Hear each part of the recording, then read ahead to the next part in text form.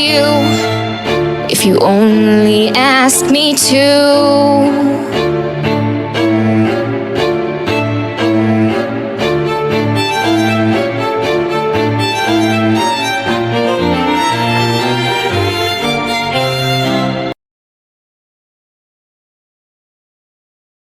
Let me tell you about my favorite show in the entire world. Since the age of 6 to 7, my favorite show has consistently been The Next Step. It's taught me how to do a cartwheel and a fouette and a round off. Considering I'm now a The Next Step watcher veteran, it's my duty to talk about this show, but I also have to do it justice, so I have to talk about season 2, the best season in the entire world. So last season, let me go back. So basically this show is about dancers at a dance studio.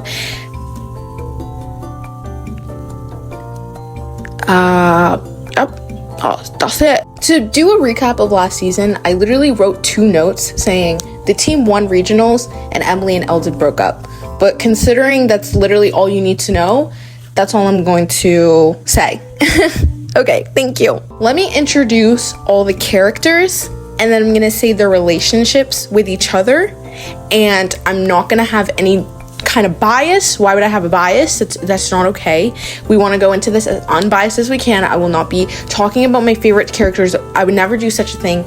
This is not a biased opinion. So all the characters in the show all the characters that I care to mention are Emily, Michelle, Eldon, Amanda, James, Riley, Wes, Chloe, Giselle, Stephanie, and Tiffany, Miss Kate, Phoebe, Hunter, Lucian. Those are all like the relevant characters this season. If I'm missing anybody, I'm so sorry. No, I'm not.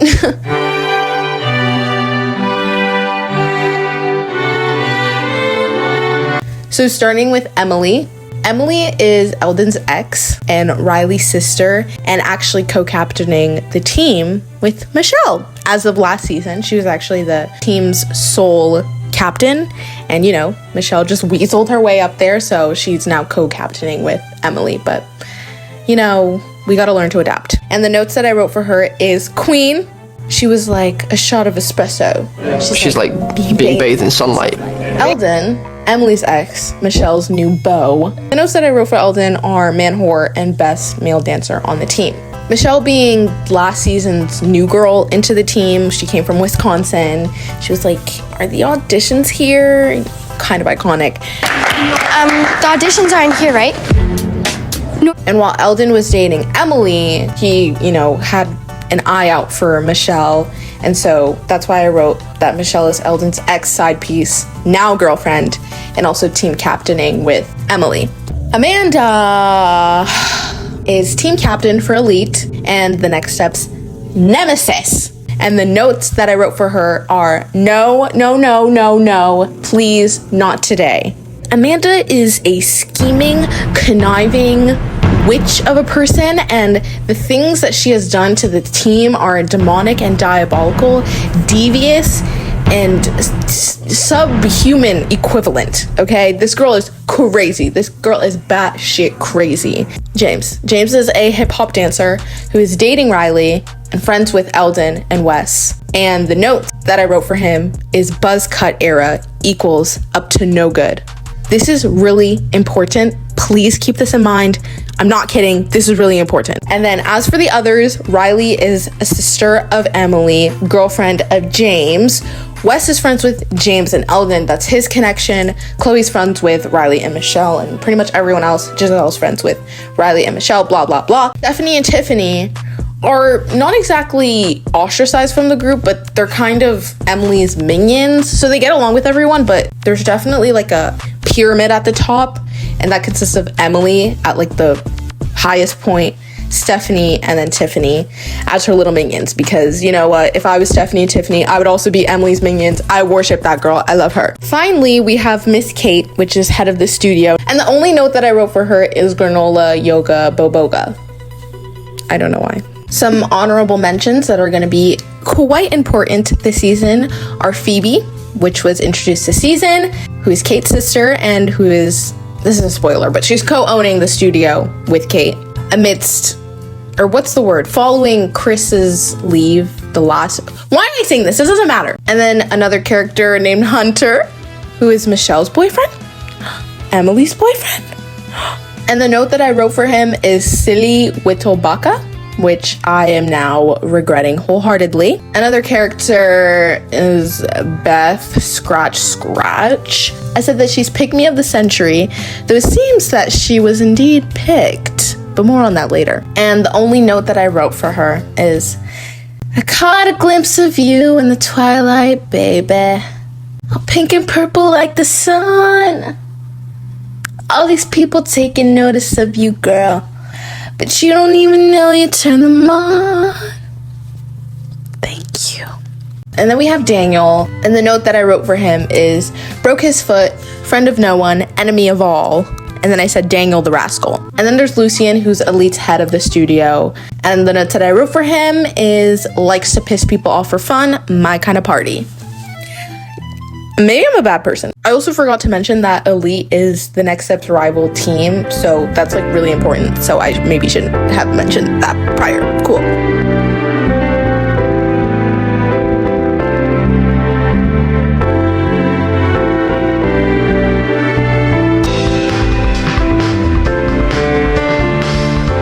So let's just cut to the chase.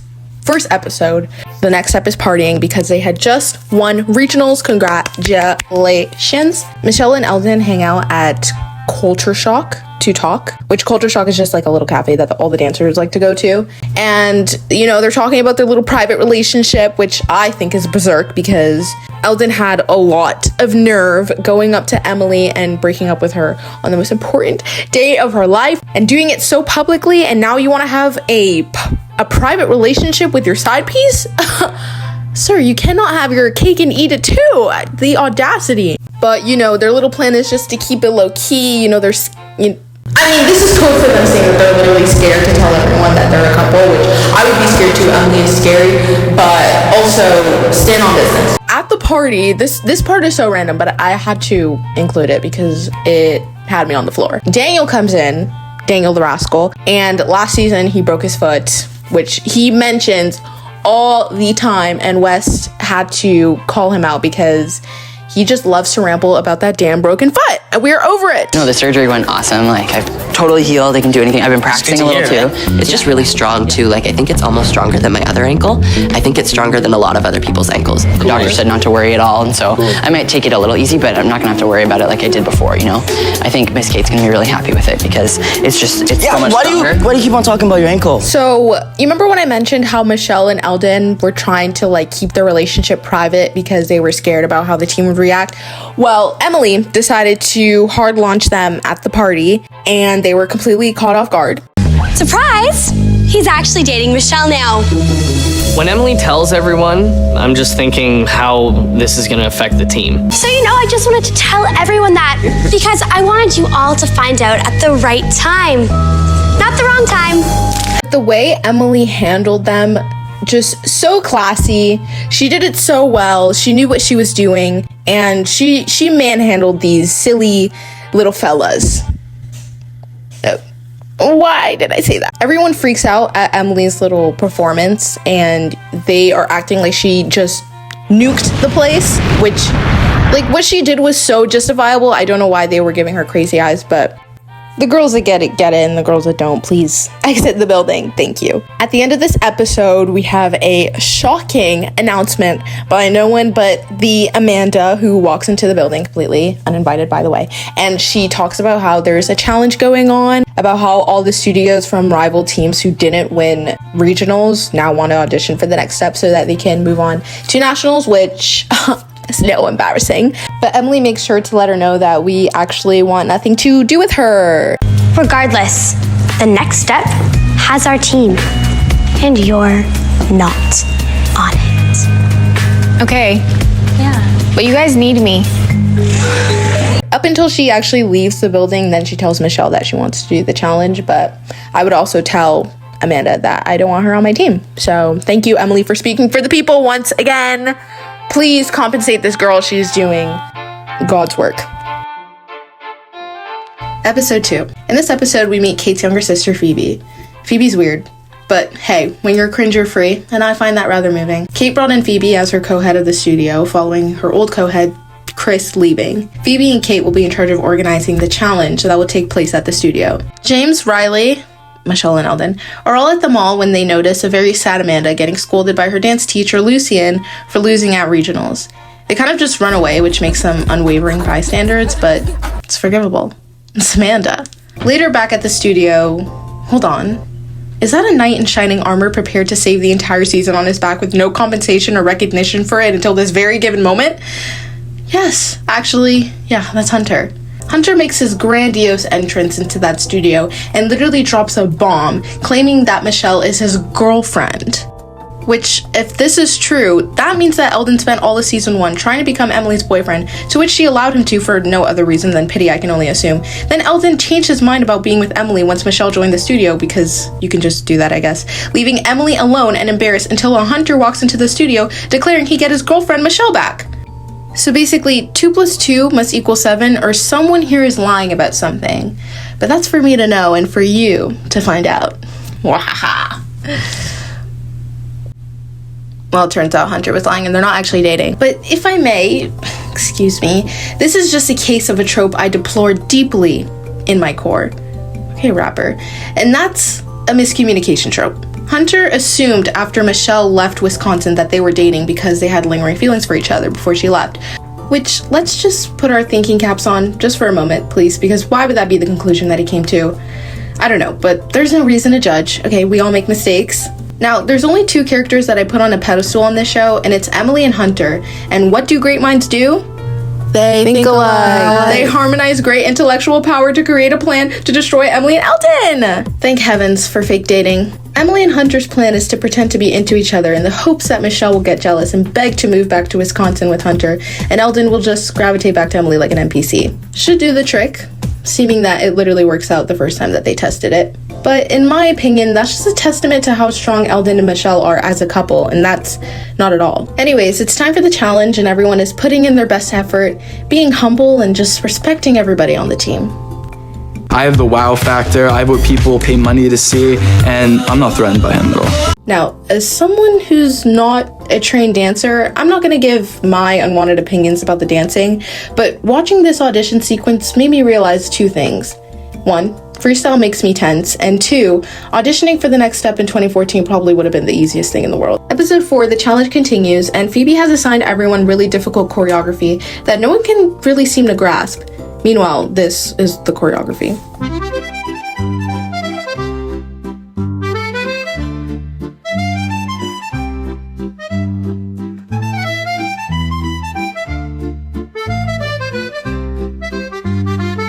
James and Riley go off at Studio B to practice the dance, and Beth decided she wanted to piss me off.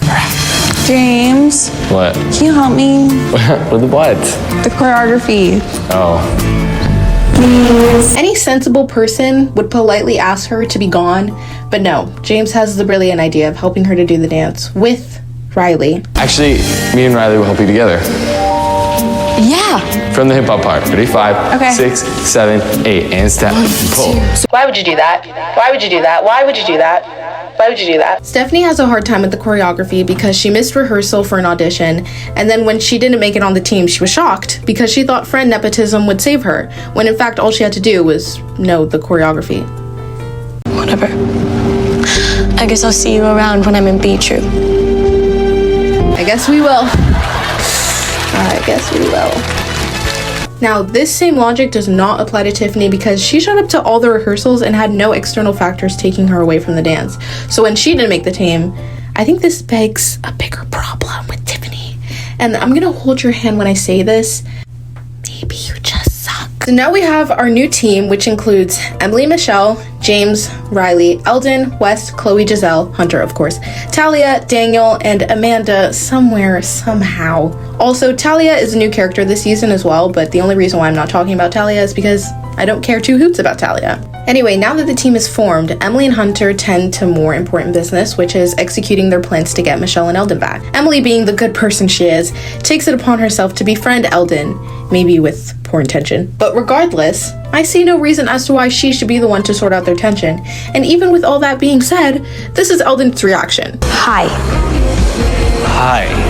I'm kind of ready for anything because I don't know if she's gonna like flip out and like scream at me in the middle of culture shock, or she might just keep doing what she's doing, which is, oh yeah, I'm fine. I just wanted to say that for the good of the team, we need to be okay. If I can do that, you should be able to as well, Eldon. Okay, yeah, that makes sense. Kind of makes me feel a little better because now I don't have to worry about her like flipping out in front of everyone again. Ugh, so true, Eldon. With all that rage, you would think someone deeply hurt her to the point where she doesn't even know how to properly regulate her emotions, which drives her to react in irrational ways, which are just a manifestation of the emotions she suppresses in order to not look literally insane. You would think that. Well, anyways, episode 4 is literal insanity and is the second best episode this season, and you'll see exactly why I say that. It's early morning, James and Riley are in Miss Kate's office, and Miss Kate proposes James a duet with Beth. James, I would really appreciate it if you stepped up and decided to be her dance partner for the competition. The worst part about this is that this is for some side quest dance competition that literally has nothing to do with nationals and also to do with the fact that she didn't make the team and Kate feels bad for her. Well, we can't blame Beth for being a shameless moron. We can only trust that James will be sensible enough to decline. Actually, no, we can't. Sure. Thank you, I totally appreciate that. Yeah, don't worry about it. Emily and Hunter continue to work on their master plan to get Eldon and Michelle back by pretending to like each other. On one hand, this goes really well, with Michelle actually feeling jealous to the point where she can't even watch them flirt in front of her. Need I remind you that this girl has a boyfriend and has no business being jealous of another guy. But when it comes to making Eldon jealous about Emily, Emily simply asks Hunter to just talk to Eldon, maybe throw in hints about how good Emily looks today or what a great dancer she is. I mean, it's really not that hard to gloat about her. But instead, naturally, he challenges Eldon to a dance battle. How about this? We'll have a dance battle. If you lose, you back off from Michelle. If I lose, I'll get out of your way. If you don't show up, I'm just gonna have to take her the old-fashioned way. With my charm. The worst part is, just for a second, Eldon tries to hold on to a crumb of moral high ground where he doesn't want to do a dance battle in which he's auctioning off his girlfriend to a guy he's known for less than a week. But 5 seconds later, he remembers that he's a man. And what's more chivalrous than a pop-in lock in the name of love? You know, after all these years, this dance battle is still a case that doesn't sit right with me. Not even because they were doing this to win Michelle, but the dancing was so insensitively corny.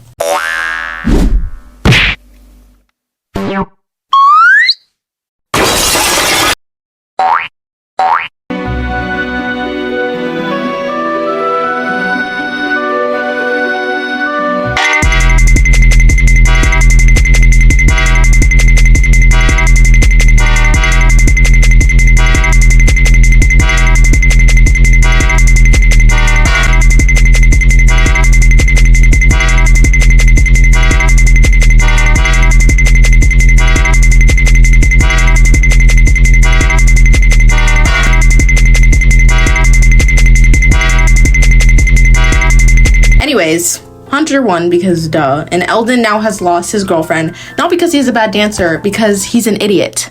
But wait, there's a camera watching. Oh no, what are we gonna do? Well, Eldon starts ignoring his girlfriend because losing a dance battle has legitimate and metamorphic consequences. I mean, at this point, it's kind of offensive. Being battled to a breakdancing duel in which the stakes are losing your girlfriend forever and actually going through with it knowing you could lose her, and then losing, and then you let that be the end-all be-all when you could just tell her? Eldon is drama. Everyone gets assigned the role that they're going to play in nationals. Eldon is male soloist, as expected. Michelle is female soloist, and James and Riley got the duet to no one's surprise. Were you surprised? No, I wasn't surprised. You want to know what really surprised? Gagged me, even? When we pan to James and Beth's duet, it still sucks. Like, we've been at this for a while. It's episode 7, and their chemistry does not exist. Like, it is not there. And we watched James and Riley do the exact same dance, and it looked really good. Maybe Beth's the problem. Yeah, I probably just hate Beth. Oh. Yeah, then James kisses Beth. Riley actually gives James a chance to explain himself by asking how rehearsal went with Beth, and he just says, "We've made lots of progress with the dance, and I'm starting to get more comfortable." which is, one, a lie because that dance had no progress. And obviously he just omitted the fact that his lips made contact with Beth last night. So, strike one, you are out. Anyways, James makes an effort for Riley by pulling out of the duet with Beth to ease any tension, and honestly, I'm just hoping that this will be the last time that we see Beth because I'm at the end of my rope with her. Riley saw us kiss and she's getting the wrong idea. I can't do it. What'd she say?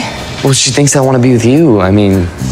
James, what are we gonna do? When you've just cheated on your girlfriend and then lied to her when she asked about it, what would you do? Would you apologize and take any desperate measures to never make her feel that way again? Nah. I know what you're thinking. You would do the other thing, right?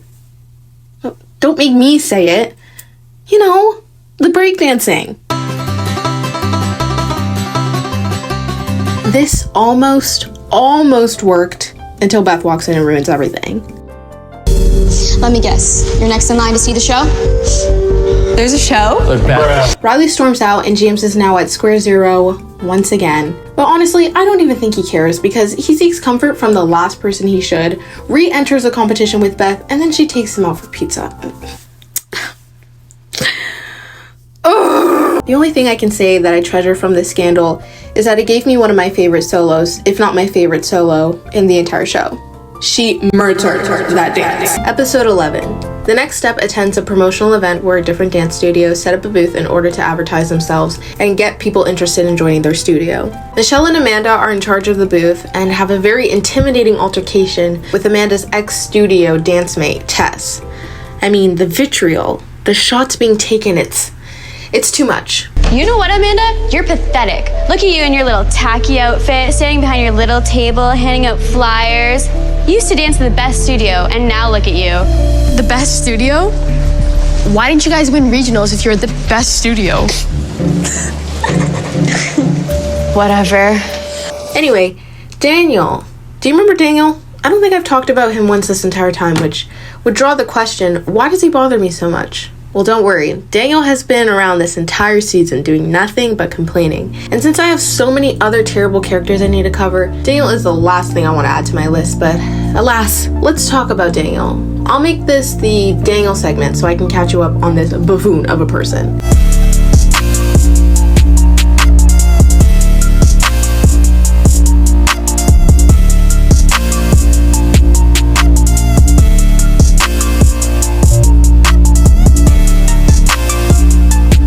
Daniel is a trained contemporary dancer, and honestly, if it weren't for Daniel being such an amazing and genuinely talented dancer, I would honestly learn how to Photoshop and edit him out of every single scene in this show. At the very beginning, literally at the very beginning of the season, Daniel is going on and on and on about how amazing his ankle is now that it's healed. He has the best ankles in the world. You bitches can't even spell ankles. You get it. But during the challenge, when everyone was stretching, he had a very dark and twisted interaction with Thalia, and honestly, it just made me really uncomfortable to watch.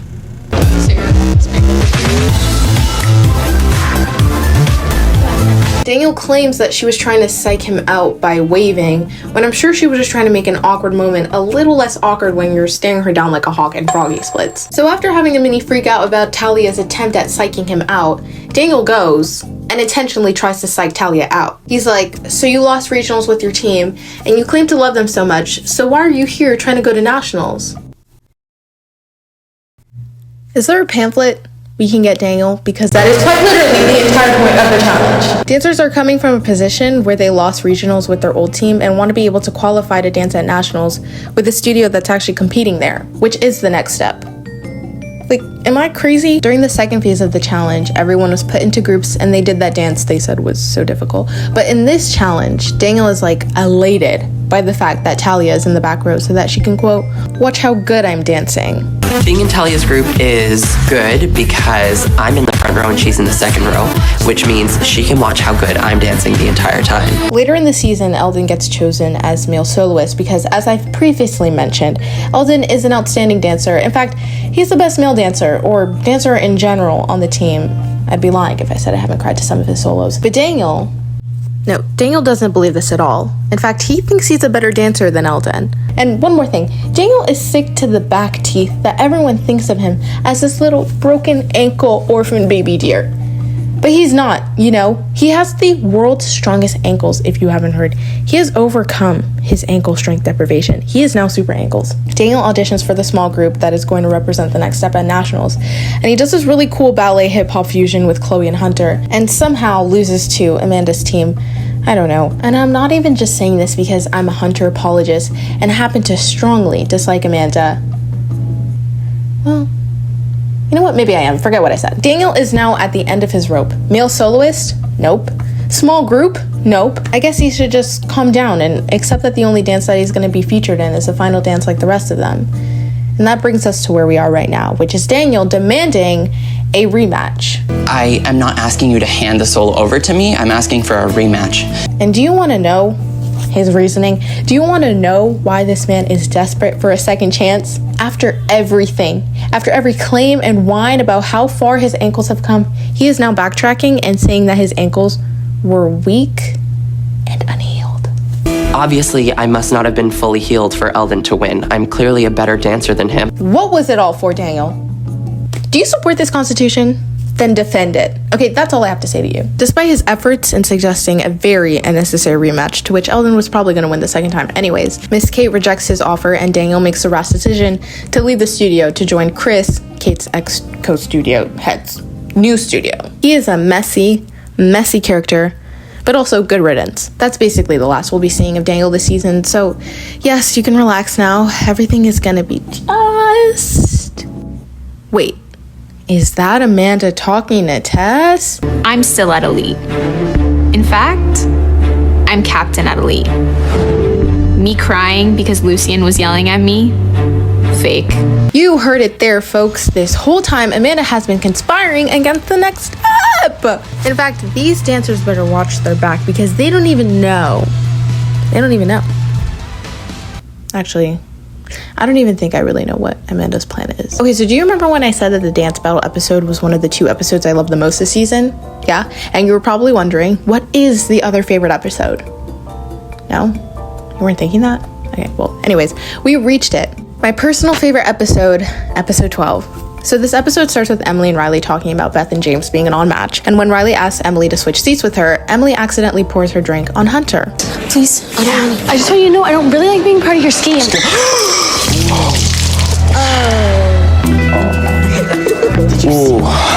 Also, the amount of red 40 in there seems a little hazardous. No? Well, anyhow, Emily and Hunter find themselves in the costume closet looking for something he can wear to replace his shirt. And by the forces of nature and all that is good, they get stuck in the closet. Woo! Yeah! What is it? Your close proximity. The way I love this episode is inexplicable. And you know what? I think that it was supposed to be like a little esoteric. The concept, the humor, the way the door locks from the outside only, even the monotone voice that Hunter speaks in, making it sound like they improvise the entire episode. It would have 6 bars in this situation. First of all, 6 bars? You can't even have 6 bars. First of all, get a new carrier. First of all, enough with the first of alls, because I'm kind of lost in where we are with the first of alls. But I just moved here. Like, you're not going to judge me for having... What? It's like wavering. Okay, you're gonna get up on there. Look how old that looks. That's gonna break. It's fine. No, it's not fine. Oh, we have a bar, so it's pretty fine. Oh, okay. Chef's kiss. And most importantly, with every good love story, there is outstanding chemistry. And ladies and gents, there we have it. There's a moment where Emily's trying to catch a bar on Hunter's phone to be able to text someone to come save them as she falls over. It's working? Oh, it's working. So our faces are this close to each other. And I'm starting to think there was a moment there. I couldn't have said it better myself, Hunter. Couldn't have said it better. And all that, and the text didn't even go through. But I'm secretly thinking that works really well for me. She's abrasive. She's annoying. She's in your face. But despite that, I really like her. Look, I know love trumps all, but bloody hell, we didn't have to say all that. My favorite scene is definitely the one where Emily and Hunter start dancing in costumes, having a grand old time, and Michelle opens the door, and they don't even notice. Hey guys. Hey. Hello. Hi. Oh, hey, Michelle. Now, as for everything else happening in this episode, sorry, it's just so remarkably unimportant to my feelings. But nonetheless, Riley finds herself attracted to this guy named Charlie. Stop and stare. Girl, you're moving so beautiful. And you know what? He kinda hit that shit. And then Beth and James are on a date. Here? No, on your lip. Is it here? No. Is it here? Nope. Nah, you look like a ketchup football player. Oh, don't smear it. Stop, Beth. Stop. I don't want ketchup on my face. Now we match.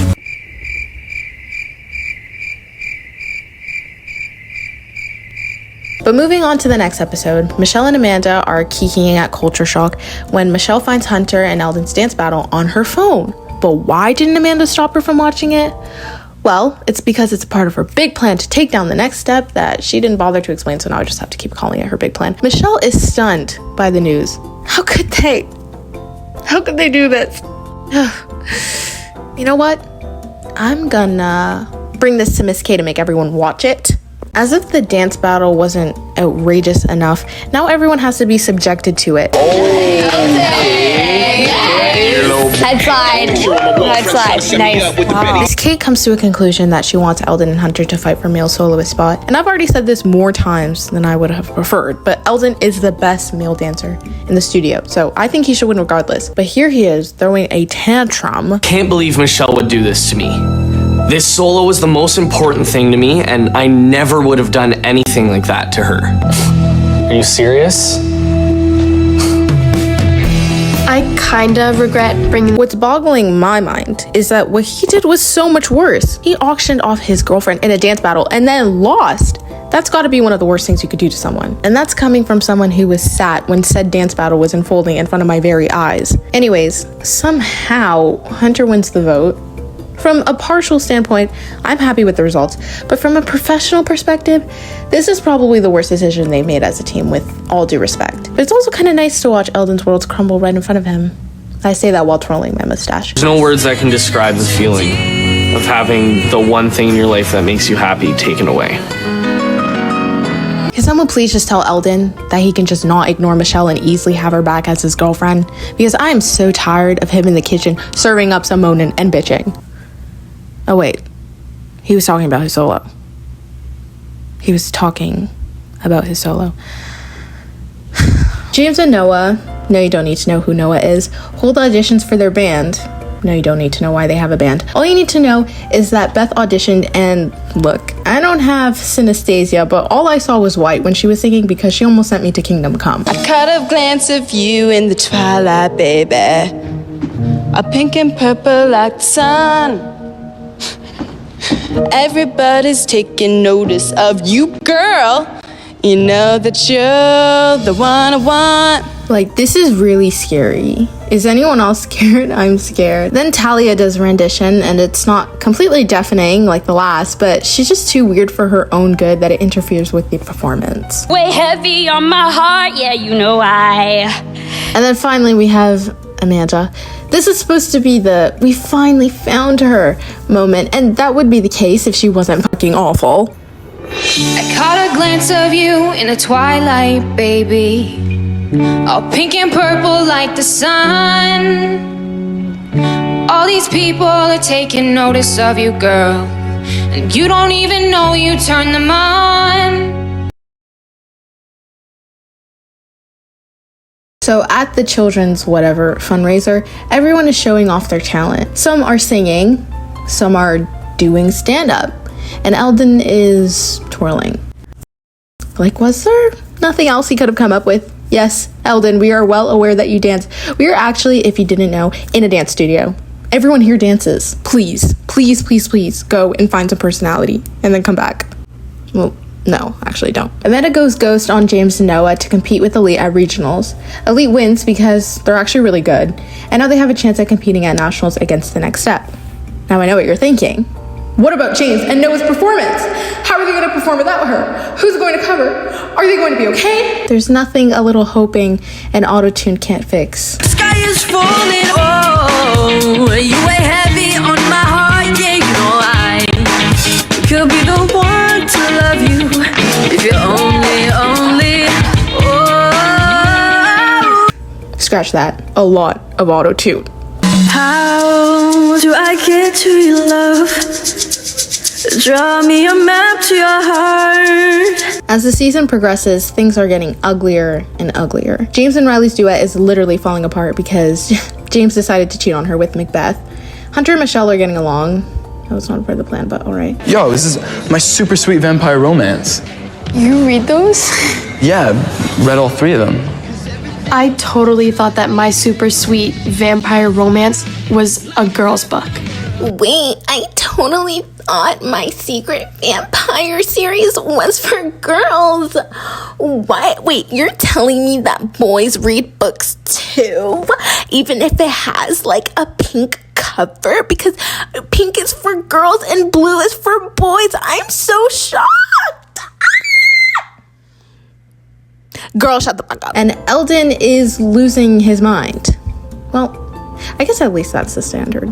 The only thing I had at the next step was my national solo. And ever since Michelle took that away, I don't really have anything. I don't even know why I'm really here anymore. All right, students, settle down. Settle down. Okay, I'm just gonna sit here and wait. Yeah, that's what I thought. So today, I thought I should begin class by introducing a new word. But before we start, I'll ask you, what does the word self-inflicted mean? Does it A, mean a result caused by your own actions? B, something brought up upon oneself? Or C, Eldon losing Michelle and his solo in a dance battle? A. Wrong. Well, right. It's all of the above. What I'm really trying to teach here is that we cannot complain about the issues that we have created because the call is coming from inside the house. Thank you. Hunter rejects Emily's offer of going to see a concert. And I say that with quotations because that concert was literally at Culture Shock. These tickets better have been free because if I'm paying $20 to $40 for tickets at a concert and then I find that the venue is at a Starbucks, everybody get on the floor. So Hunter rejects Emily because he's taking Michelle to so-called concert. Unfortunately for Hunter, not me, no, definitely not. I was more than happy to find out that their date went completely awry because Michelle couldn't stop yapping about Eldon. Did you know that Eldon can say thank you in like 15 different languages? No, they're probably my favorite band ever. Oh, really? Yeah. They're Eldon's favorite band, too.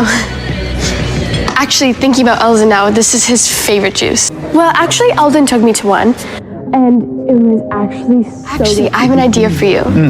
Why don't you incorporate some of Eldon's moves from his old solo? Eldon's solo was amazing, and it's kind of a shame to let all of his amazing choreography go to waste. James and Riley are really struggling with trying to get their duet right. After a certain someone cheated. Well, James. After James cheated on Riley, their chemistry has completely depleted. But can we blame her? Cheating? Okay. With Beth, you literally hate her. Just tell her that you hate her. And if I had a nickel for every time James dropped Riley in the same episode, I would have 2 nickels. Which is scarce, but it's a little odd that it happened twice.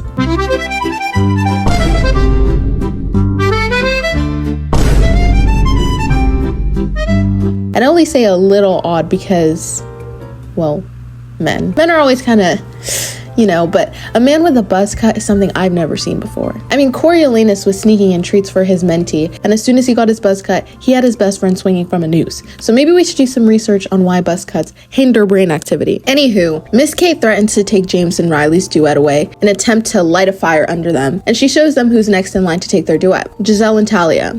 And they fight the entire time. It takes 2 people to be in a relationship. So if she's not fighting, then I can't. What are you talking about? Vibes, you cheated on her. Why in the bloody hell would she try to get you back? That doesn't even actually make sense. If you hate her, just tell her that. Everything else is absurdly unimportant. But carry on. Riley decides to give away the duet, and I'm just so proud of her. Hunter's in Studio B tearing it up as one does, and Emily walks in and watches him dance, and I just love them. Emily is finally ready to tell Hunter how she truly feels for him, and she's nervous because what if he doesn't reciprocate? What if he wants to be with Michelle? What if he wants to move back to Wisconsin? Anything can happen. Oh, never mind. I think what you're doing is kind of low. What am I doing, Michelle? Well, you know that Hunter and I have history, and I guess you didn't respect that. Oh, is that so? is that sore, Michelle? Come to think of it, that reminds me of a certain someone stealing Eldon away from another certain someone while they were dating. Wait, that was you. Oh my God, that was you. Okay, so I'm curious, where did you find the nerve to sit down and confront Emily about an innocent kiss? Asking for a friend, because the last time I checked, you and Hunter are not even together. In fact, anytime I do see you two together, it's a car crash. Maybe if you had shown any respect for my relationship with Eldon, you could still have one with Hunter. I'll see you in class. Do you see the way she's speechless because Emily clocked her? Why does she even try? If Eldon and I hadn't have dated, none of this drama would have been happening.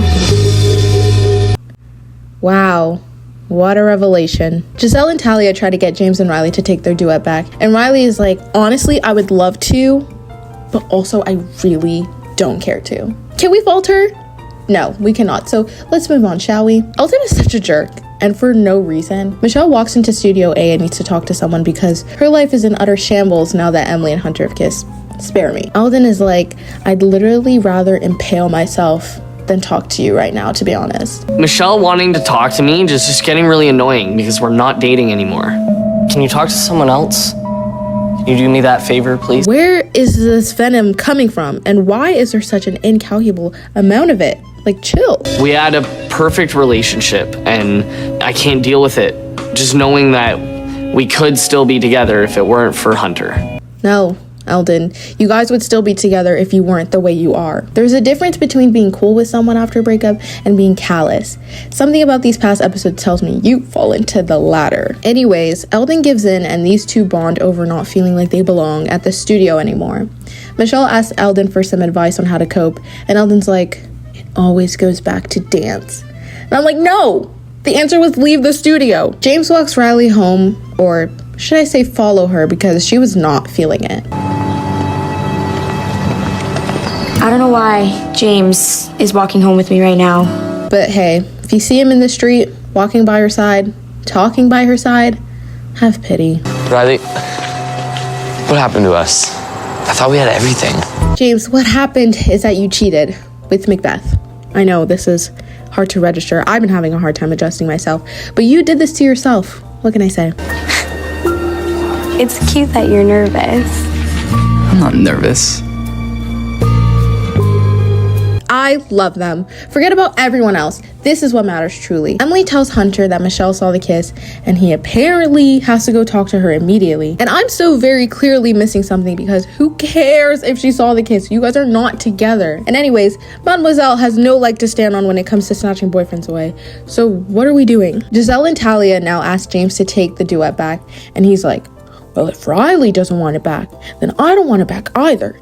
If she's not gonna fight for this, neither am I. At this point, Giselle and Thalia just take the duet back. I literally cannot bear another second of James showing his one brain cell. Hunter confronts Michelle and tells her that he only sees her as a friend. Yikes. And Michelle has a breakdown and decides to leave the studio. And I'm jubilant, to say the least.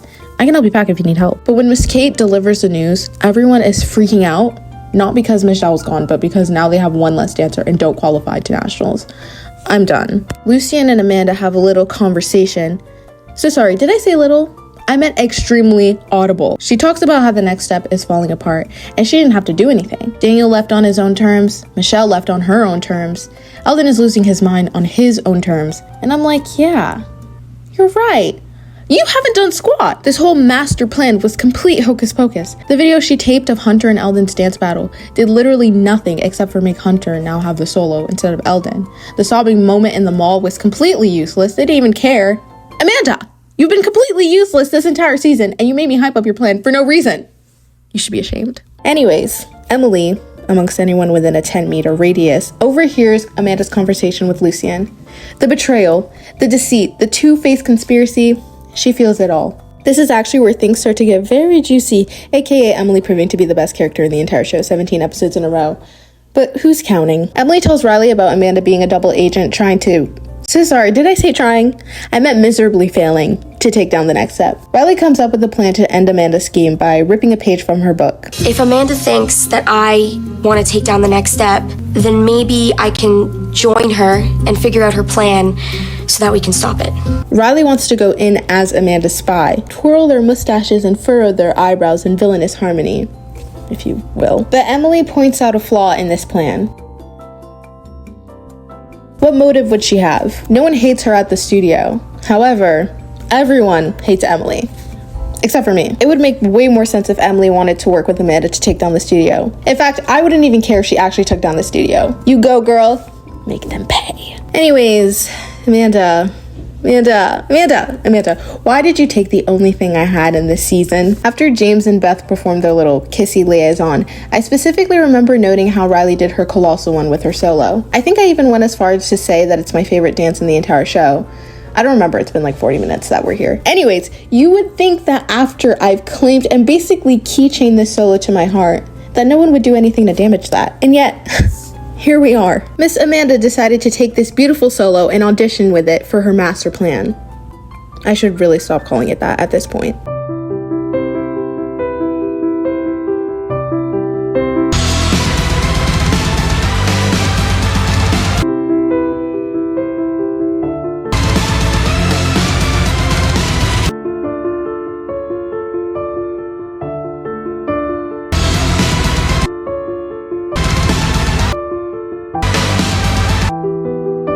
So the auditions go as planned, and Amanda's thinking she's 2 steps ahead like Nikocado Avocado, and she does Riley's sacred solo. Only it's Amanda, so it's no longer sacred. But when it's Riley's turn, Emily breaks into their mission and starts reaming her. She's like, you suck. You can't dance. This is awful. You're a homeschool jungle freak who's a less hot version of me. You know, the reg. Anyways, everyone's like, what? How could she say that? OMG. Which is the reaction we were hoping for. But some of them were like, I'm not shocked by Emily's behavior. It was only a matter of time before she went back to her old ways. That was not. While everyone is tearing Emily to shreds, the only person who stands by her is Hunter. When I tell you these 2 characters can do no wrong in my eyes. Is that really how you treat your sister? Riley, don't go. Riley. Emily, what is going on? Everyone needs to realize that Emily is just doing it to help her sister. She knows what's best for Riley, so let her do her thing.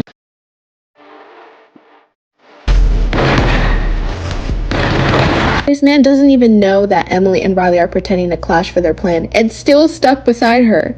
He is never beating the boyfriend of the year allegations. But also, the way everyone switched up on Emily is extremely telling. See, I knew I didn't like most of you crooks. It basically became a 2v everyone situation, but Emily took it like a champ because that's what it means to stand on business. Did you hear that, Amanda? Speaking of Amanda, Miss Kate makes Amanda the dance captain for no reason. For what reason have you done this, Miss Kate? Like, this team is in shambles. Throw the whole team away. Since leaving the studio, Michelle is now focusing on the things in her life that matter, like school, or the riveting conversation that she has with her friends. My friends went rock climbing this weekend, and I looked down to say hi to my friends, and I noticed how high I was. Oh no. And I started shaking, and I couldn't go anymore.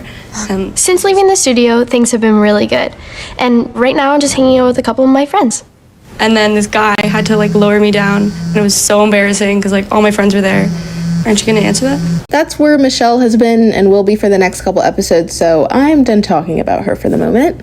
You're a little bit late. Look, I just don't really want to be around anyone right now, and I'm pretty sure they don't want to be around me, so. If the rest of the group wants to leave out Emily, whatever, I don't care. I'm here for her, and she's been there for me, so. I'm not really anyone's favorite either right now. You're my favorite. Emily and Hunter talk about how the studio is kind of against them. But do you know what it means when many people start to talk shit without having the entire story? All aboard, it's the toxic gossip train. All of these people have got a one-way ticket to manipulation station. Emily is coming into class late, skipping days, and overall making a bad impression on everyone. Except for Hunter. Hunter has decided to stand 10 toes down behind Emily, even though he doesn't know that she's playing a part. Do I need to plead this man's case further? I don't think I do. All right, so this is a part of the season where I completely zone out because everything that I personally care about gets obliterated, and I hate this season and I hate everyone. Basically, to prove that Emily is someone she can trust moving forward, Amanda tasks Emily to break up with Hunter. For what reason? I literally couldn't tell you. But anyways, she goes through with it. I'm literally disgusted, repulsed, nauseated. And before you ask, why couldn't Emily just tell Hunter about the plan and pretend to break up with him? As someone who's watched this season many a time, I've also had that exact thought. But now watching it again, you can actually see in the very corner Amanda holding a suspicious duffel bag with the timer. And if Emily doesn't do what she says, she's gonna...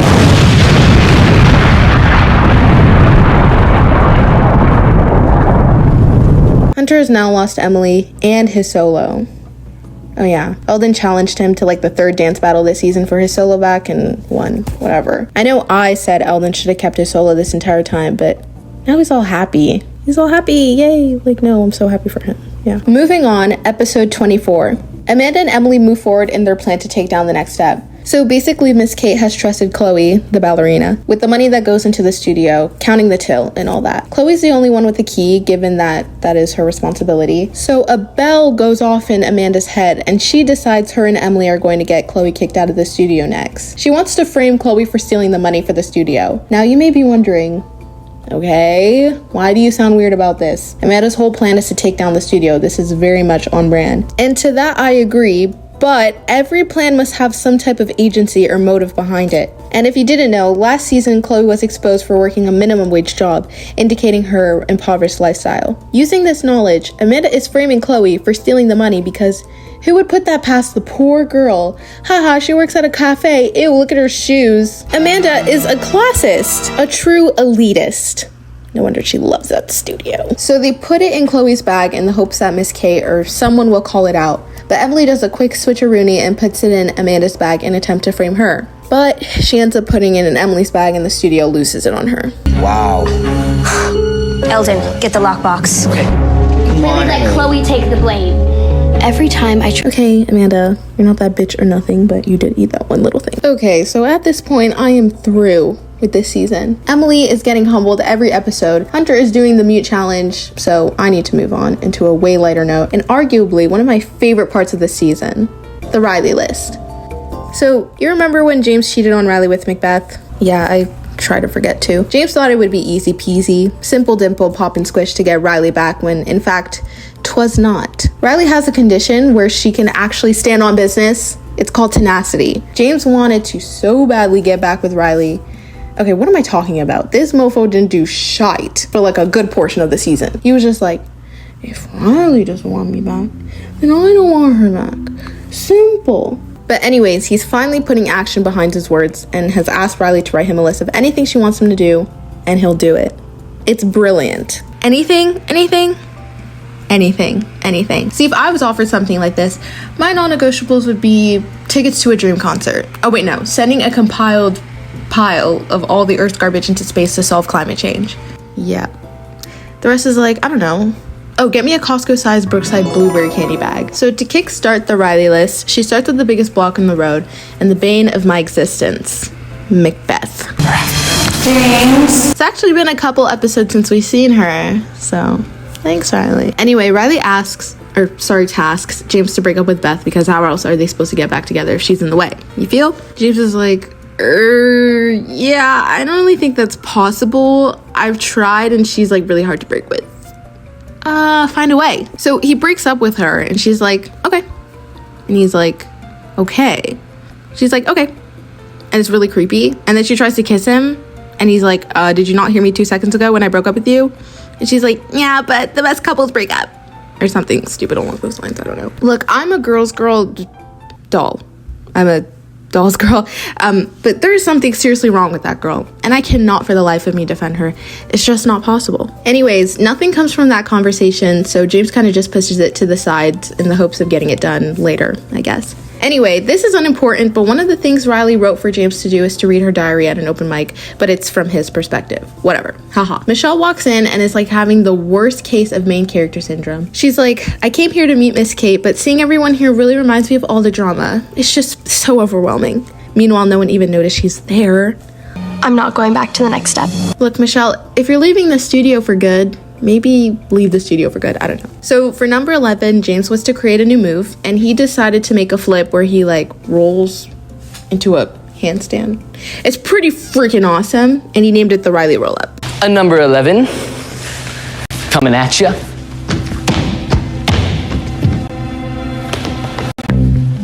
I know we're only like 2 tasks into this, but she's better than me because I would have taken him back after this.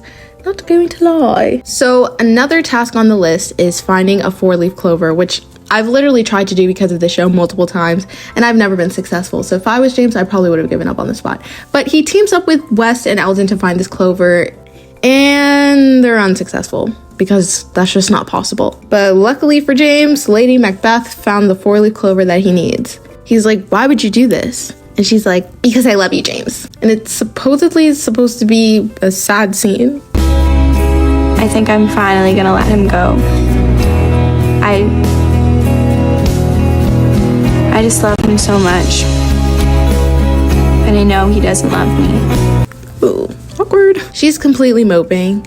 I just love him so much. But I know Riley's really the one he wants. But I wish I was Riley, but I'm not. So I'm just gonna serve him from the sidelines because I love him oh so. And look, I'm not gonna sit up here and pretend that I feel bad for her, but I will say, stand up and please stop placing your identity in men and harmful key changes.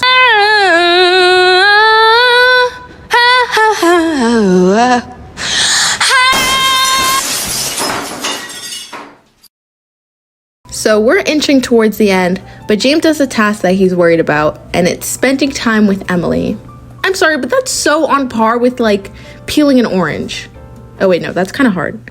Reading a Big Nate comic book. What I'm trying to say is that hanging out with Emily is like a shot of espresso. It's like being bathed in sunlight. But James is struggling, so alert the press. His chore is to find something out about her that Riley doesn't already know. And this does not go over well. He's listing out pretty much anything he can think about Emily, and she's like, yeah, Riley already knows that. And this goes on and on and on until they're put in a very specific spot in the studio that can cure heartbreaks and build new relationships. Yes, folks, that's right, the costume closet. In here, without being locked in this time, James and Emily bond over sharing stories about Riley where she's kind of being stuck up, so I don't know how I would feel about that, but work. And Emily shares a story about how she gave Riley her first place trophy at a competition when they were really young because Riley was throwing a tantrum, and to this day, Riley believes that the trophy was merited herself. Hee hee ha ha. It's a great time, and then Riley walks in and she's like, hey. And they're like, oh, nothing to see here, you know, secrets and bonding. Ha ha ha. It's great. I love it. And that's another thing crossed off the list. There are other things that he does, like get his driver's license and learn CPR, but I don't think I need to go into detail.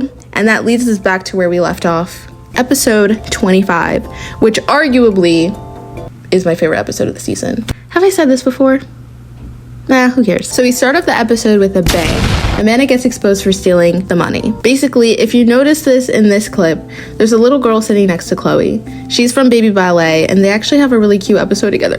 This doesn't matter. Margie drew a creepy, cute smiley face on a $5 bill, and Amanda used it to buy juice at Culture Shock. When Chloe and Riley saw this, they paid to take that $5 bill and expose it to the entire studio. Amanda does the whole, I'm still at Elite. In fact, I'm captain at Elite monologue and storms off because her work here is done. They're down to 9 dancers, which means they can't compete at nationals. I mean, all the dancers that left on their own volition, but if it helps you sleep at night. So Amanda's finally gone, but there's still one last thing to resolve.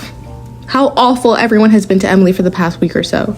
Emily tells everyone that she knew Amanda was working to take down the next step, and she was only working with her to take her down. And everyone's like, we're so sorry. Except for Thalia, which is odd because she's been the most vocal every single time Emily did something out of character. Maybe let Chloe take the blame. Bye. Well, look who's late. She's been missing rehearsals, walking in late, isolating herself from everyone. I really don't even think she wants to be here. But okay. Anyways, down to 9 dancers, and the 9 dancers are down on their luck.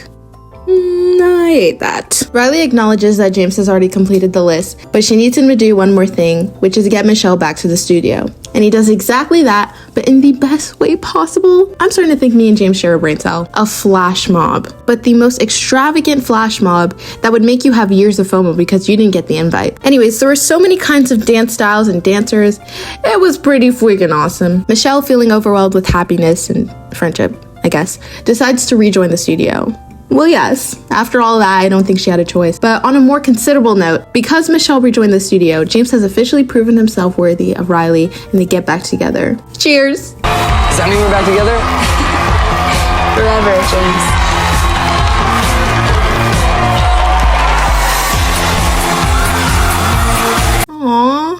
Aww. And anyways, so now we're done with the drama and shit is getting real. Nationals is around the corner and the dancers are getting ready. Thalia and Giselle give their duet back to James and Riley because we know what's best for the team. Ladies, please don't sell yourselves so short. You have a lot to offer as dancers and they would be lucky to have you as their nationals duet. But also, you're right, James and Riley are the better option. So James and Riley finally have their duet back and all is well in the world. They practice their dance and it isn't going well. And this man, James is like acting obtuse. He's like, she's not executing any of the lifts properly. It's like, she doesn't trust me for some reason. I don't know why she wouldn't trust me. It's like actually kind of hurting my feelings that she wouldn't trust me. I've literally done nothing to make her feel like that. I don't get it. It's like, for some reason, she's not trusting me or something. I don't know. Like, sir, please spare me. What is it with the guys this season doing something that would hurt their counterparts and then acting like, who, me? Enough. Speaking of dances, Michelle is working on her national solo and seeks advice from my favorite character, Eldon. He gives her advice on her dance, but it just comes off patronizing. Like, she's just dancing and he's like, yeah, no, like the beginning is like, great, no, it's like so good, but like maybe you should like get rid of the entire beginning. Yeah, and like make it more interesting. Like, you're giving us close to nothing. Like, I'm literally falling asleep. So boring. But other than that, like, it's no. Like, I was gonna say no, but why are you saying no? But I'm just saying that because I deplore Eldon as a character. Nothing personal. Also, his advice was kind of unwarranted. Like, she didn't even ask what was wrong with her dance. He just kind of started talking, but I guess he wasn't entirely wrong. For what it's worth, Michelle's solo is the cuntiest, most phenomenal dance of the entire show. I mean, she absolutely devoured. But I'm getting ahead of myself. As for James and Riley, they get over their little hurdle by going on a shawarma date and dancing in the moonlight. How sweet. Seeing that there is no escape from destiny, we have ultimately made it to the beginning of the end, the dawn of the final chapter. This sensational and irrevocable event of nationals. Ladies, and gentlemen, sit back and let the games begin! So they arrive at nationals all suited up and queue at the sign-in booth. There, the guy working at the booth, it kind of looks like he hates his job. I just know he doesn't get paid enough to do this. Oh no, he's a volunteer. He doesn't get paid at all. Okay, proceed. So he explains that there's this type of scavenger hunt taking place at nationals. And before you ask, scavenger hunt? Who wants to do a scavenger hunt in the middle of the most important competition? Well, clearly you haven't heard. There is a prize. Yep. And this prize consists of tickets to a concert of one of the most treasured Canadian singers of all time, Shawn Mendes! Woo! Oh, wait, hold on. It appears I made an oopsie and misread that. Yeah, no, Shawn Mendes, no. Oh god, no. I meant Sean Desmond. Oh, come on. Seriously? Nobody does it like you. Right? Okay, whatever. The competition is starting and the next step is observing and weeding through teams that might be a threat to them. They watch the first male soloist go on and feel a little intimidated considering he's so good. But if you squint hard enough, he's basically Eldon, so I don't know what they're on about. On a lighter note, the competition kicks off by showing us the judges and the host of the competition, including Shawn Mendes. Desmond.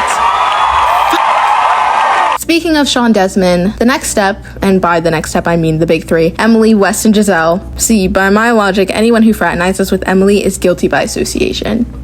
Guilty of being the best character ever! And anyway, I really adore Wes as a character.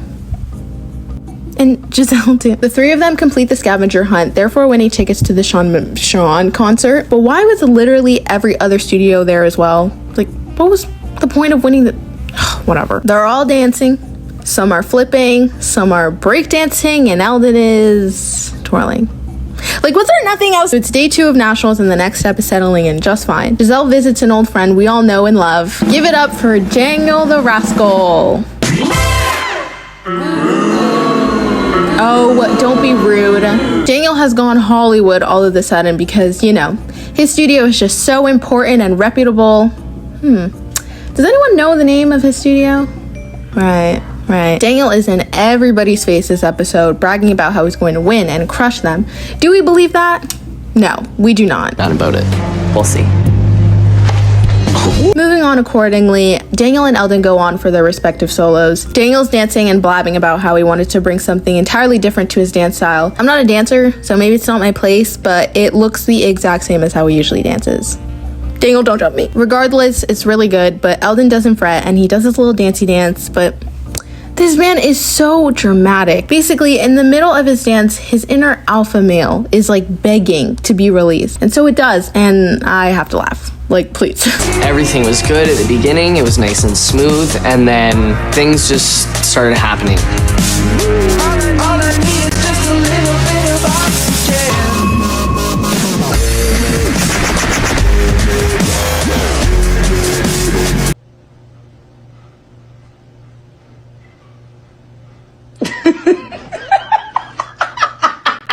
Anyways, after like a solid 5 minutes of prancing, the judge's final verdict is that Hunter won the entire season and everyone else can go home. Oh, sorry, that's my verdict. Judges decided Eldon is winner. Yay! Daniel has like a Dance Moms-esque tantrum and exits the building.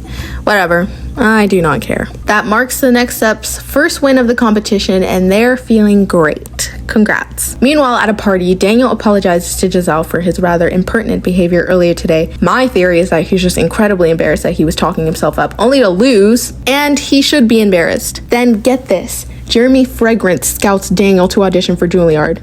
What a fever dream sentence. But thank you for your service, Jeremy, because maybe now we'll finally be rid of Daniel. Moving on, episode 30, which might be my favorite episode of the season. Wait, because it contains 2 of my favorite dances of the season. The quartet and the spellbinding and otherworldly James and Riley duet. So James is struggling to figure out if he wants to add this really cool dance move into his quartet with Hunter, West, and Eldon called the bee twist, where he's like twisting, but in the air. Anywho, they go on and do their big one. It's truly iconic, but James decides he's not gonna go through with it. But rejection is redirection. So they win, no one's shocked.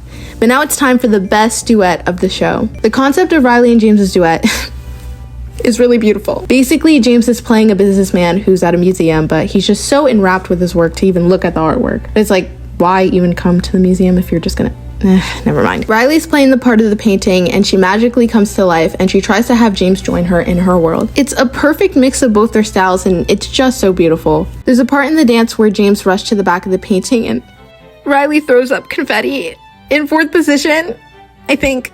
And she looks so beautiful and happy and James comes out and he's wearing matching attire. The whole dance is extremely compelling and it's just enjoyable to watch. Not only are they portraying such a heartwarming story, but they're also doing it with the most exceptional dancing. The duet takes the cake for me. James at the last minute decides to add the bee twist to the dance and it's just the perfect touch to a perfect dance. They end the dance by putting themselves into the painting, and I mean putting themselves in the painting. They got every last inch. With emotions being at an all-time high, Riley expresses to James that she loves him, and instead of telling her that he loves her back, he goes in for the kiss. Oh God. Where's Jesse St. James when you need him? Yeah, I'm calling it the kiss of the century. You're wrong, Finn. That kiss was unprofessional. It was too personal and intense. The judges won't like it. They'll consider it common and vulgar, and it costs you nationals. Hi, Rachel. You look amazing. And you sounded great. You just shouldn't have kissed him. To no one's surprise, again, the next step wins the nationals duet bracket, which means they can move on into the competition. Hoorah! The next step is killing it, exceeding my expectations, and they just keep winning. Eldon solo? Great. The quartet? Iconic. The duet? Untouchable. And Michelle solo? Dare I say, show-stopping. This episode pissed me off because Elite is once again doing the uttermost, and Amanda, even though she's trying to turn a new leaf, is guilty by association. So Michelle is supposed to go on for her solo, and while shopping for a souvenir for her mom, Tess sneaks in a perfume bottle into Michelle's bag, leading her to get in trouble because, well, she looks like a thief. Michelle spends so much time in the security's office being interrogated, and instead of just checking the security cameras like she had suggested, they just stall. It's horrendous. After an incredibly long time of babbling and fixing the broken fan, they finally check the security cameras and see that Tess framed Michelle. Meanwhile, Amanda is dancing in a costume, or I think that's a costume. No, germ cosplay? It's unique. Michelle hardly makes it in time for her solo, but she smashed it. I mean, I was gobsmacked. She's the dog's bollocks.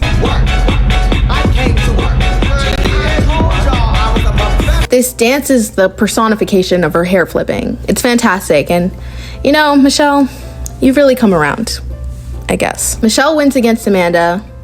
Clap if you're shocked. Nobody? All right, let's move on. Amanda makes a sorry attempt at apologizing. Girl, just go. We are at the final dance of the season, and I've got to say, the streak has been broken because this dance was not very good. Again, not a dancer. I never claimed to be a dancer, but this dance was all over the place, and I literally don't know how they won. Also, considering how insanely impressive Elite's group dance was, but all right. Anyways, because this season has a vendetta against my favorite characters, Emily's foot breaks mid-dance.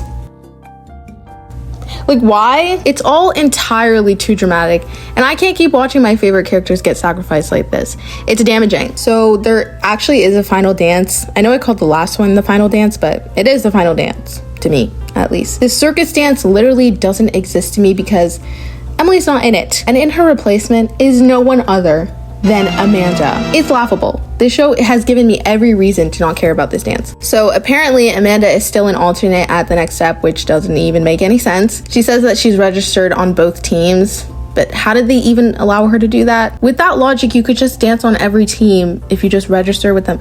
Anyways, they let Amanda dance with them since she's really their only hope. This is supposed to be her redemption arc. I wouldn't know. I still hate her. Maybe even a little more now. All I'll say about this dance is that it's very fitting, considering everyone at the studio is a clown. Gotcha. Well, except for Hunter, James, and Riley. Oh, and Wes. But besides them, very fitting. So the next step wins, and they're extremely happy and feeling really proud of themselves. And you all know what happens when you're all excited and things are looking up. You get evicted. But Lucien is here to save the day. He wants to take the next step under his wing as long as both studios merge and compete together at internationals. Pretty epic.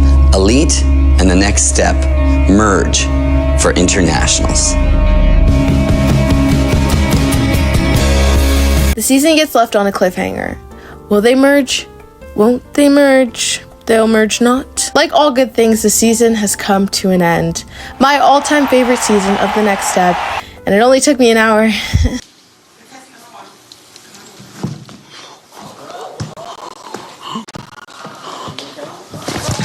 The season was a perfect mix of drama, relationships falling in and out, and dance. My highlights of the season were pretty much any scene of Emily and Hunter, the dance battle, the flash mob, and of course the Riley list. I couldn't have written a better season, and it's only fair of me to go over how I feel about all the characters now that I've fully rewatched the season.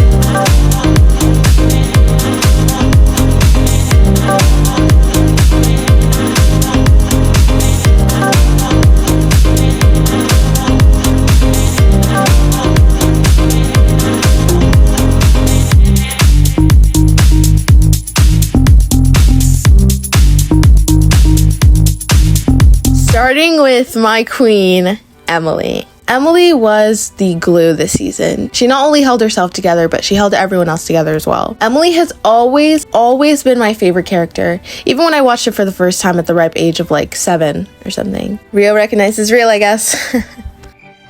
It's so easy to call Emily the mean girl if you negate everything that has happened to make her react the way that she does. Watching her journey unfold this season has been mesmerizing, to say the least. She was very collected, and she always had the team's best interest in mind. They could never make me hate you, Emily.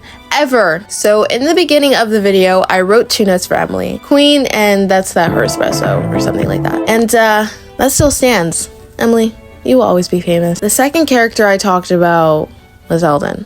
Oh boy. Eldon was by far one of the worst characters this season, and I'm being serious. Eldon caught himself in a love triangle So that's what's being portrayed. He's actually the ringleader of a twisted, cheater, homewrecker, hanky-panky pyramid scheme. Eldon was so down bad for Emily in the first season, it was pitiful.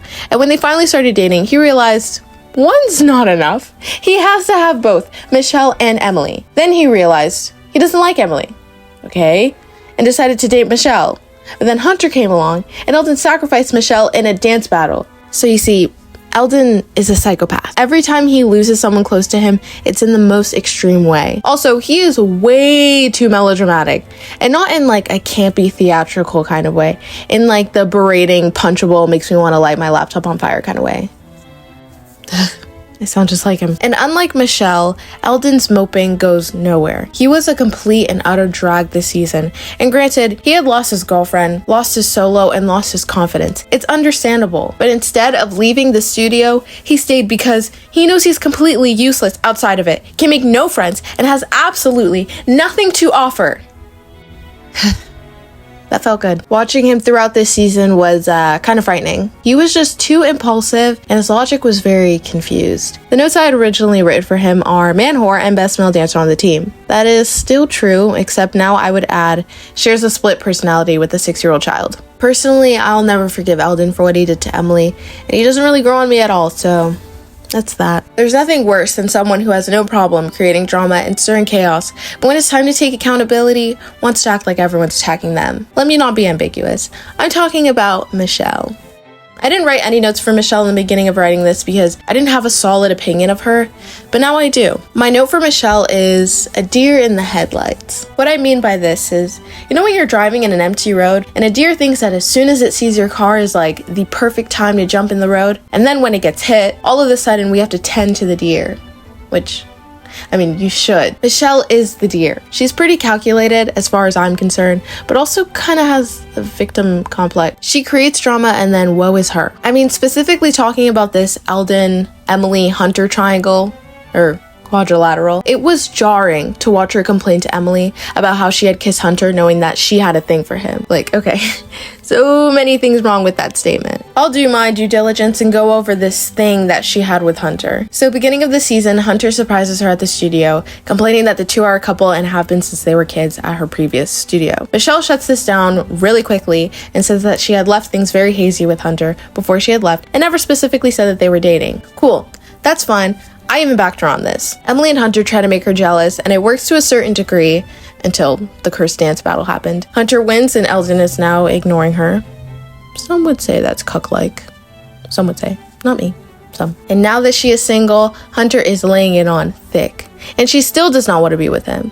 If I was your boyfriend, I just want to spend every minute of every hour talking with you, laughing with you, hanging out.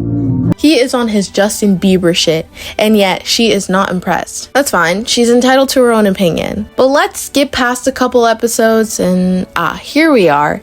The date she had with Hunter. This date was pretty awkward. She finally gave Hunter a chance, and when they finally went on their date, she talked about Eldon the entire time. To the point where Hunter looked like he was disassociating. Pardon my French, but what the was this thing that you had with Hunter? Because no, I'm genuinely confused. For Emily's sake, for Hunter's sake, even for your sake. And on top of that, she's sitting here and trying to chastise Emily for kissing Hunter when she took her whole boyfriend? What? Am I living in the Twilight Zone? I've never watched that show, but I've always wanted to say that. Respectfully, Michelle is insane. Regardless, she actually ends up growing on me exponentially in the next seasons. But for this season, she sucked. I'm sorry. Speaking of characters that sucked, Amanda. How can someone ensue so much distaste within me while doing so little?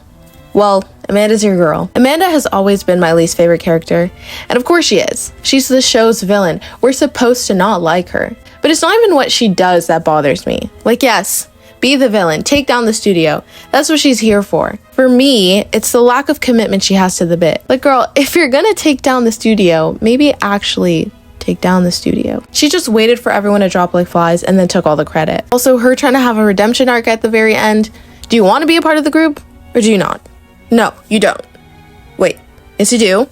Wait, no you don't. Wait, yes. If you're going to be the villain, play into it like Like Hans. See, that's the villain I love. He knew what he wanted and he went all in. He stayed the bad guy until his last dying breath. Hans did die in Frozen, right? Also, I love Santino Fantana so much. Settle for me. The notes I had originally written for Amanda are, no, please not today. And that pretty much still sums it up. Only this time I'll add, cheese fry from Wendy's. Looks good from afar. When you get to know it, it tastes disgusting and does irreparable damages to your body and psyche. Moving on to James. James sure did show himself this season with the whole Beth scandal. Luckily for James, I can forgive and forget. And with the Riley list, how could you not forgive him? I'm not obsessed with the cheating plotline, but I really do think that it helps James mature and overall strengthen Riley and James's relationship. In the beginning of the season, he was pretty firm on not doing anything about getting Riley back and even tried dating Beth a little. I wish I could forget. As the season progressed, he realized Riley is the girl he wants to be with, and the only way that's going to happen is if he made it seem like he cared literally at all. Which he did. And in the best way, he catered to what Riley wanted to see from him and didn't stop until she was his again. So all of that to say, James kinda slayed, I guess. Without James cheating, we would have never gotten the amazing Riley solo, Beth disappearing into oblivion, the Riley list, and of course, the duet. So, thank you for your service, I think. The note that I had written for James in the beginning was, Buzzcut era equals up to no good. Which, did I lie? It also goes a long way when you realize that James's hair is longer than next season, indicating his growth. A double entendre, if you will. James will always be one of my favorite characters, and no one's perfect. Well, except for Riley. Riley was literally perfect the entire season. She really had her own back and reacted exactly the way she was supposed to. She didn't take James back until he proved he deserved her, and I think that's really admirable. With every choice that she made, she reclaimed her narrative, proving that she can feel fulfilled on her own. I think some characters could really learn from her. Next is West. Although he didn't come up much in this video, West is another one of my favorite characters. Unproblematic, comedic relief, but also a really good friend to others. And I didn't actually show this in the video, but Emily and Wes kind of had a growing thing towards the end of the season. And although I'm like very here for it because I love these two characters so much, this show gave me approximately 0 minutes to grieve what was Hunter and Emily. And that being so, I can't sit here and act like I've fully healed from that blindsided breakup, so I just can't. With that being said, I wish Emily and West all the best. Okay, I guess I'll just become a rapper, like what? Skipping past every other character because they're kind of tertiary, we have Hunter. Hunter was the best thing to happen to this show. It's something about a new character coming in the second season of a show ready to create utter chaos is what I love. Only Hunter knows how to take accountability and actually formed a friendship with those he wronged. Whatever. Hunter and Emily's relationship was like the feeling of watching a cast interview of a show you like and then realizing the people who play their characters are just as funny and interesting as their characters. It was easy to put these two characters together because of the plot, but when they were actually together, it was a good time. Emily and Hunter were so fun to watch, and I genuinely looked forward to every scene that they spent together. And when they broke up, the whole season fell apart. Hunter was also extremely unapologetic and loyal towards Emily when everyone else wasn't. I won't forget that, Hunter. The note that I had originally written for Hunter was silly little baka for some reason. And now I can confidently say Hunter is my Miss Congeniality of the season. Moving on to Lady Macbeth. Beth was a spanner in the works, as the British would say. She was kind of miserable to watch. Beth is just really annoying, which is the whole point of her character, but I still hated every second of it. She kind of just left mid-season, which is more than okay with me. My opinion of Beth has literally never changed, and it's just that she's really annoying. Anyways, last but not least, we have Daniel the Rascal. Daniel is definitely up there for my least favorite character. Daniel just had no business being as exasperating as he was this season. The superiority complex, the arrogance, the broken foot gait, it's just exhausting. It's why when he had finally left, I thought I knew peace.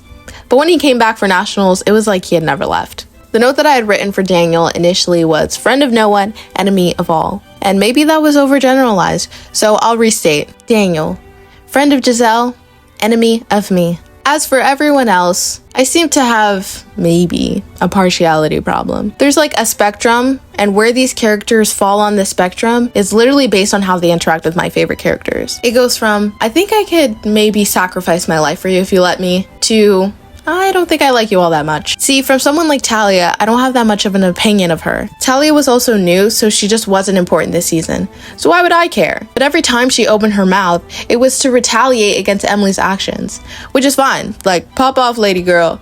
But I just hate you now. And maybe that means I have bad judgment. Maybe I have bad taste. Maybe I should have a more impartial and flexible approach when judging characters. No. And that concludes season 2 of The Next Step, my favorite season. I've had a ball, and I can't wait to see what I come